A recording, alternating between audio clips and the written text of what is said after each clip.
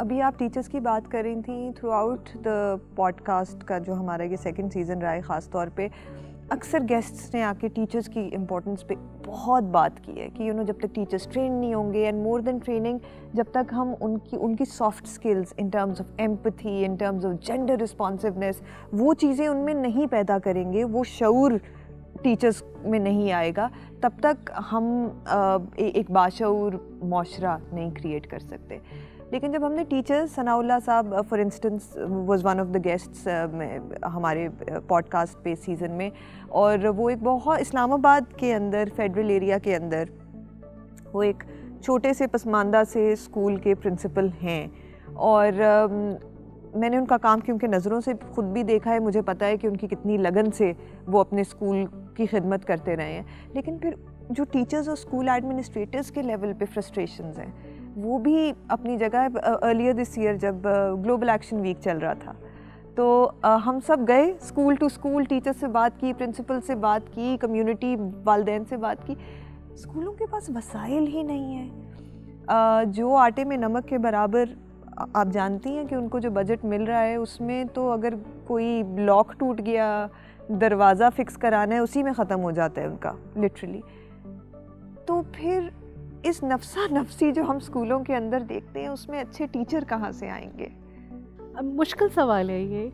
देखिए रीवा, अगर हम सारी चीज़ों को देखें तो हमारे यहाँ टीचर्स रिक्रूटमेंट पॉलिसीज़ के ऊपर अब बहुत बात होना शुरू हो गई कि उनकी कैपेसिटीज़ क्या होनी चाहिए, उनकी एजुकेशन क्या होनी चाहिए, उनकी स्किल्स क्या होनी चाहिए, इन सारे पे अब बात हुई है। लेकिन इससे पहले जितना हमारे पास टीचर्स का जो भी नंबर है, वो सारा ऑटो प्रमोशन के ऊपर लगा हुआ, ठीक है ना।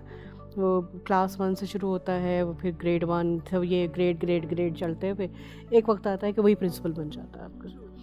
और हम ये भी देखते हैं कि जो ट्रेनिंग्स हैं, और हमने हमेशा ही बात की कि आप जो ट्रेनिंग्स दे रहे हैं वो वन ऑफ ट्रेनिंग्स नहीं होनी चाहिए। कौन से ऐसा शख्स है जो एक ट्रेनिंग, उसके पास एक कोई ऐसी, हमारे पास एक जादुई छड़ी है कि हम एकदम उसको चंद घंटों की ट्रेनिंग दें और वो अपने बेसिक सारे कंपोनेंट्स जो हैं वो निकल जाए, ठीक है। तो ये नहीं हो सकता। तो इसका मतलब है कि एक रेगुलर ट्रेनिंग कोर्सेज जो है, और सिर्फ सरकारी स्कूलों के टीचर्स के लिए नहीं, प्राइवेट स्कूलों के टीचर्स के लिए बहुत ज़रूरी, चाहे लो कॉस्ट हो, चाहे कोई भी हो। बिल्कुल। रीज़न ये है कि उनके पास भी वो सारी चीज़ें मौजूद नहीं है। वो सारी बातें जो हम करते हैं, एम्पैथी की बात कर रहे हैं, सेंसिटिविटी की बात कर रहे हैं, वो कुछ भी मौजूद नहीं है। जब नहीं है तो फिर आपको ये सॉफ्ट स्किल्स उनको देनी है।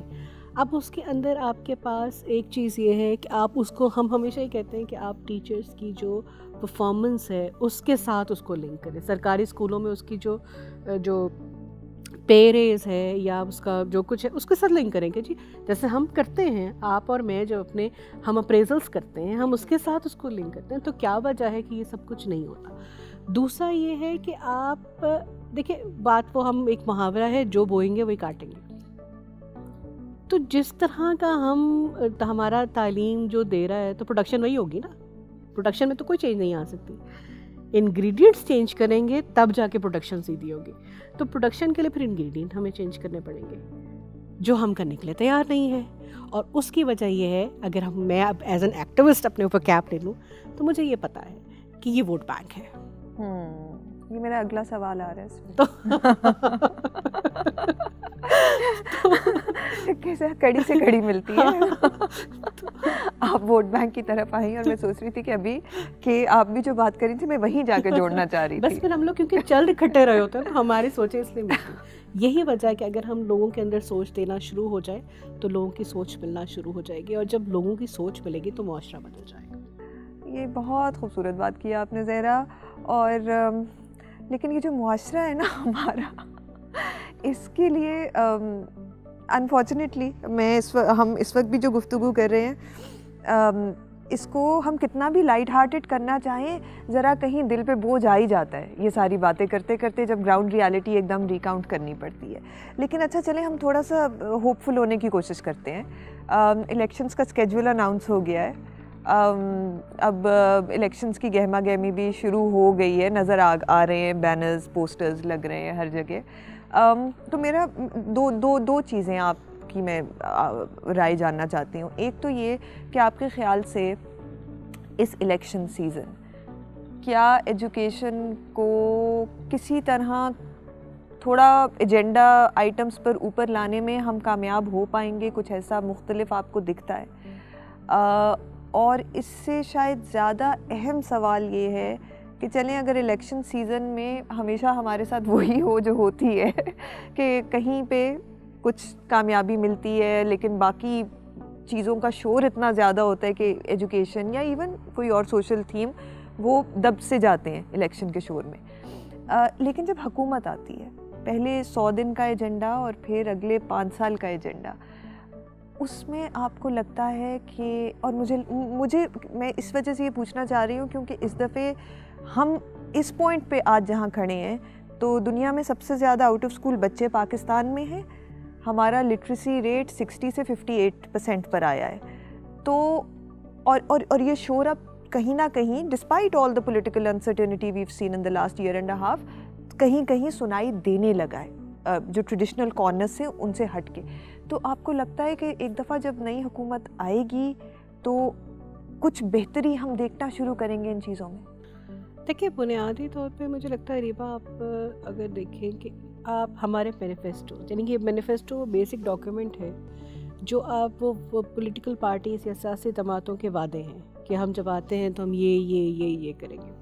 अच्छा, अगर हम 2018 के मैनिफेस्टो उठा के देखें तो उसमें भी मौजूद था जी हम बच्चियों की तालीम पे भाई क्या करेंगे, मुझे समझ में नहीं आता। बच्चियों की तालीम को हम बेहतर करेंगे, फ़रोग देंगे, बड़े बड़े लफ्ज़ आप इस्तेमाल कर लेते हैं, टर्मिनोलॉजी इस्तेमाल कर लेते हैं। मुझे, क्योंकि मैं एक वोटर हूँ और मैं माँ हूँ, मैं इस मुल्क की शहरी हूँ, मैं टैक्स पेयर हूँ, so these are the tax जो मैं इस्तेमाल करती हूँ। मुझे ये पता होना चाहिए कि मेरा वोट जिस जमात के पास जा रहा है वो मेरे बच्चों की तालीम के लिए क्या करेगी, उनकी सेहत के लिए क्या करेगी, उनके बेहतर मुस्तकबिल के लिए क्या करेगी। ठीक है, अब मुझे उसमें ये नहीं चाहिए है कि आप एक बड़ा सारा मेगा कोई वो वादा करते हैं, नहीं, मुझे आप बताएं आपके माइलस्टोन्स क्या हैं, आप कहाँ जाएंगे लेकर उसको चीज़ों को। और अगर आप माइलस्टोन्स नहीं दे रहे तो फिर आप हैंकी पैंकी कर रहे हैं मेरे साथ। फिर आप अपना वो, क्योंकि फिर वादे को मैं कैसे देखूं, कहाँ, किस मेयार के ऊपर, किस बेंचमार्क को देखते हुए करूं कि जी आपने मुझसे ये वादा किया था, ये बेंचमार्क दिया है, आप इससे नीचे हैं या इससे ऊपर हैं या इसी के बराबर हैं। सो वो बेंचमार्क्स होने चाहिए और बहुत ज़रूरी है वो बेंचमार्क्स होना। दूसरा मुझे लगता है एक बहुत इंपॉर्टेंट ये है कि जब आप अब हर बंदा अपनी कॉन्स्टिट्यूंसी में हलकों में गया हुआ है, हम ये कर देंगे, हम वो कर देंगे, हमने ये कर लिया, मत कीजिए आपने क्या किया। जो कुछ किया वो 75 साल के इस मुल्क के अंदर मौजूद है, कहीं नहीं गया। वो मैं भी देख रही हूँ, मेरी पिछली नस्ल ने भी देखा, मेरी आने वाली नस्ल भी देख रही। आप मुझे बताएंगे आप क्या करेंगे और कैसे करेंगे, मतलब क्या नहीं हो सकता। हम इकोनॉमी ठीक कर देंगे, भाई कैसे करेंगे आप इकोनॉमी ठीक? हाँ, रोड मैप मतलब क्या है? आपका रोड मैप क्या है, मुझे समझाएं तो सही।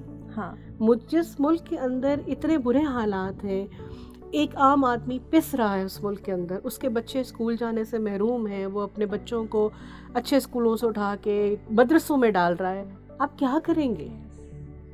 तो मुझे ये मत कहिए, मुझे ये चाहिए। मुझे क्या, मेरे साथ जितने भी वोटर, और मेरा ख्याल है यहाँ रोल वोटर्स का आ जाता है जैसे हम बात करें, ये मेरी सोच नहीं होनी चाहिए। जब आप कहते हैं ना 18 करोड़ अवाम की ख्वाहिशात को हम देखते, ये उधर से आवाज़ आनी चाहिए अवाम की तरफ से कि ये मेरी ख्वाहिश है, सो मेरे ऊपर आप रह के ना करें, ये मेरी ख्वाहिश है तो ये वाली है। ये एक बहुत इम्पॉर्टेंट है। उसके लिए जैसे मैंने कहा एक माहौल, जैसे आपने खुद ही कहा कि इलेक्शन का माहौल बन रहा है, इलेक्शन के माहौल के अंदर ये गुफ्तगू किधर है? ये वाली नहीं है, नहीं, हम नहीं सुन रहे।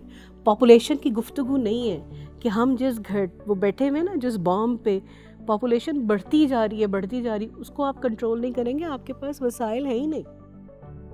एक मुल्क के जितने भी वसाइल हैं वो एक ख़ास पॉपुलेशन को ही कैटर कर सकते हैं। आप आबादी बढ़ाते चले जा रहे हैं, आपके पास कोई तरीका कार नहीं है इस आबादी को कम करने का, ना आपकी ख्वाहिश है।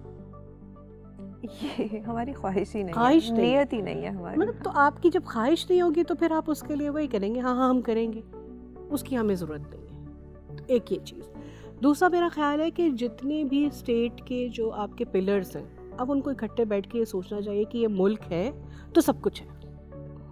अगर ये मुल्क नहीं रहेगा तो किसी की भी एग्जिस्टेंस नहीं है, कोई भी pillar, I am not talking about any particular, उसके अंदर जितने पिलर्स हैं, वो चाहे अदलिया है, चाहे एंड जो रियल इश्यूज़ हैं उसकी तरफ बात करने की ज़रूरत है। हम सब के जो रियल इश्यूज़ हैं उसमें, और वो उसके अंदर एक जो तीसरी चीज़ जो मुझे बहुत इम्पॉर्टेंट लगती है वो ये है कि आप लोगों तक मालूमात की रसाई कैसे देते हो, उन तक गुफ्तगू क्या पहुंचती है। लोगों को भी ये चाहिए है कि वो इसलिए वोट ना दें कि उनको पसंद है या नहीं पसंद है। आप, अल्लाह ताला ने आपको सोचने समझने की सलाहियत दी है।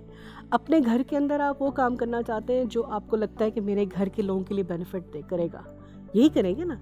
मतलब अगर आपको कोई चीज़ बेनिफिट देगी तो आप उसके बारे में सोचेंगे, उसके बारे में प्लान करेंगे, उसके बारे में रिसोर्सेज निकालेंगे और तब करेंगे।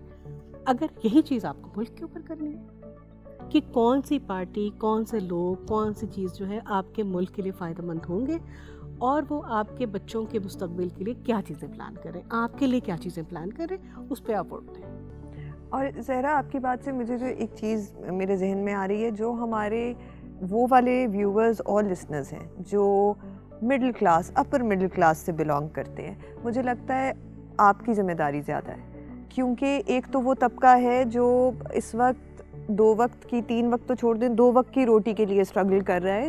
वो कहते हैं ना, the struggle is real, so we need to, I mean their struggle is real. जिसके पास थोड़ा सा स्पेस है, एजेंसी है, रिलेटिवली ज़्यादा एक्सेस है गैजेट्स का, इंटरनेट का, वो you know who essentially have at least some voice, उन पे फ़र्ज़ है कि वो इस इलेक्शन कैंपेन के दौरान प्लीज़, जहाँ बहुत सारी और चीज़ें मांग रहे हैं और शोर मचा रहे हैं, अकाउंटेबल ठहराएं, मांगें तालीम, क्वालिटी एजुकेशन मांगें। क्योंकि अल्लाह जानता है, एंड दिस इज़ समथिंग जो मैं, I hate to sound like the bearer of bad news, लेकिन मैं लेटली हर जगह बैठ के ये बात करती हूँ कि जो हमारे एजुकेशन इंडिकेटर्स हैं, अगर ये बेहतर नहीं होंगे तो और 10 से 15 साल की कहानी है जब हम देखेंगे कि वो तबका या वो बच्चे जो तालीम से महरूम रह गए, वो नोच रहे होंगे उन बच्चों को जिनके पास हु वर फॉर्चुनेट और उनके पास तालीम थी। और ना इन बच्चों का कसूर होगा, ना उन बच्चों का कसूर होगा, और कसूर हमारा होगा और हमारी खामोशी का होगा। मैं इसके साथ एक और चीज़ ऐड करूँगी रिपा, जो इस वक्त ओवरऑल वर्ल्ड लेवल के ऊपर चीज़ें हो रही हैं। हम अभी इस वक्त 2 वॉर्स मुसलसल हम देख रहे हैं, रशिया और यूक्रेन की, पैलेस्टाइन और इसराइल की। हम जो इकॉनमी की क्राइसिस देख रहे हैं, उस वो जो आप कहते हैं कि जिसके पास, उस वर्ल्ड के पास जिसके पास पैसा है, सारे वसाइल हैं, वहाँ आपके और मेरे बच्चे अब नहीं जा सकते। लोगों को ये सोच लेना चाहिए बिल्कुल कि वहाँ पर जिस तरह से वसाइल का, पहले तो क्योंकि उनकी प्रेफरेंस पहले अपने लोग हैं बिल्कुल, तो आप बेशक जितना मर्जी पढ़ चुके हों, जितना मर्जी आपके अंदर इल्म आ चुका हो, जितने मर्जी आपके पास रिसोर्सेज हों, आप नहीं कर सकते। और जब आप नहीं कर सकते तो इसका मतलब है अपने घर को और वोट ही एक ऐसी ताकत इस वक्त आपके पास मौजूद है। वोट के अलावा ये जो सोशल मीडिया की ताकत है, जो मैं और अरीबा बात करें, ये जो आप बैठकर बहुत सारे लोगों को सिर्फ सोशल मीडिया पे सुनते इसलिए हैं वो एक दूसरे को गाली दे रहे होते हैं, छोड़ दीजिए। उनसे ये तवक्को कीजिए कि वो आपके और मेरे मसाइल के ऊपर गुफ्तगू क्या करते हैं, ये ज़रूरी है।